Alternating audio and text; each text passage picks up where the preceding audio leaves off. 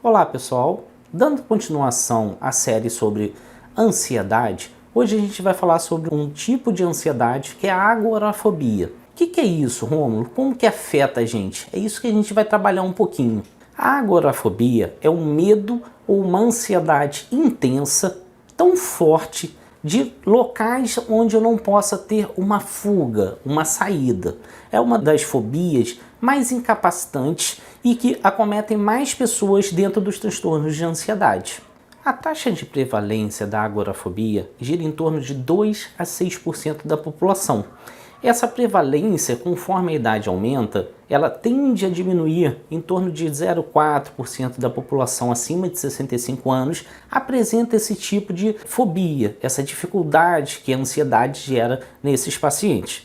É importante a gente perceber que esse medo, essa ansiedade, ela tem que durar por pelo menos 6 meses para que possa ser caracterizada como agorafobia.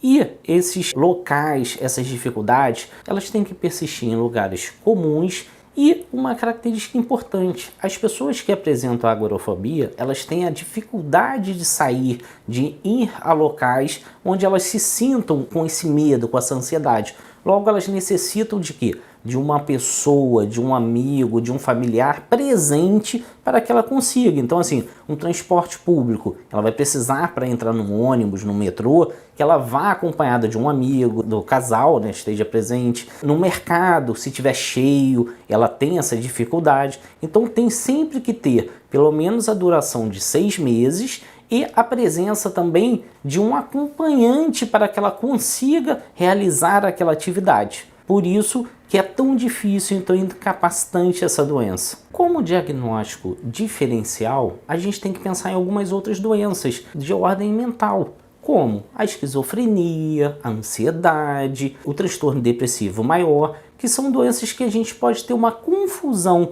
Será que eu estou tendo uma agorafobia? Será que faz parte da outra doença e é só um somatório esse tipo de sintomatologia? Por isso que é importante uma avaliação médica. Ali a gente vai conseguir fazer uma classificação. Na hora do tratamento, a gente consegue ter uma abordagem muito melhor de cada indivíduo. E pensando em tratamento, como é que eu trato, né, Romulo? Como é que a gente vai tratar esse tipo de patologia que é tão incapacitante, que gera tanto sofrimento, gera um medo, gera uma ansiedade exacerbada nesses pacientes? O tratamento, ele pode ser feito de duas formas específicas. Medicamentoso ou um tratamento psicológico, que é tão ou mais importante do que a própria medicação, dependendo do sofrimento, da incapacitação que a doença gere no indivíduo, a gente tem que pensar no tipo de medicação. Então, alguns medicamentos, como benzodiazepínicos, são importantes, têm uma ação um pouco mais rápida. Inibidores seletivos da recaptação de serotonina, como fluoxetina, sertralina, também podem ser utilizados. Eu posso utilizar, às vezes, um antidepressivo tricíclico para relaxar mais a pessoa. Então, a gente vai fazer uma avaliação um pouco mais completa daquele indivíduo e daquele sofrimento.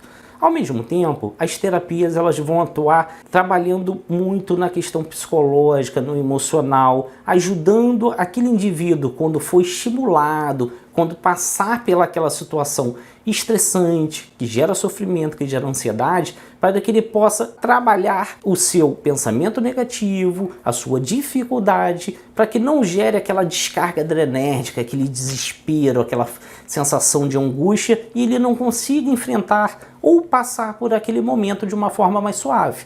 Então é importante que, assim, independente se você vai usar a medicação ou se você vai fazer a terapia só psicológica ou se você vai fazer a terapia combinada, é importante que você busque ajuda, você passe por uma avaliação, porque a agorafobia, vamos dizer assim, seria uma forma mais forte, mais grave, uma sintomatologia até de um transtorno de ansiedade ou transtorno de pânico, que gera um sofrimento muito incapacitante no indivíduo, né? Que além da dificuldade de chegar no local de ir, ele ainda tem a dificuldade de se manter naquele local. O sofrimento, a sensação de estar preso, quase claustrofóbica, né? Aquilo é desesperador. Então, assim, a gente tem que trabalhar, abordar, avaliar e pensar sempre o quê? O tratamento ele vai gerar possibilidades do indivíduo retornar à sua vida.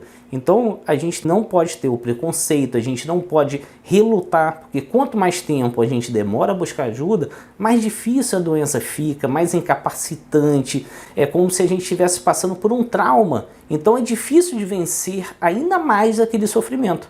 Então se você conhece alguém, se você tem algum parente, algum amigo, uma namorada, a esposa ou o esposo, que esteja passando por isso, não julgue, não critique, estenda a mão, ajude, peça para que ela vá buscar ajuda, vá junto com ela. Isso é importante demais, isso vai fazer diferença na vida dela, na vida da sua família, dos seus amigos e na sua vida também. Porque a pessoa que a gente mais gosta, se ela está adoecida, a gente sofre também.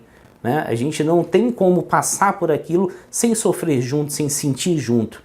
Se inscreve no nosso canal, deixe comentários, deixe sugestões, que é mais importante, porque com isso a gente aborda mais e mais vídeos para elucidar essas questões.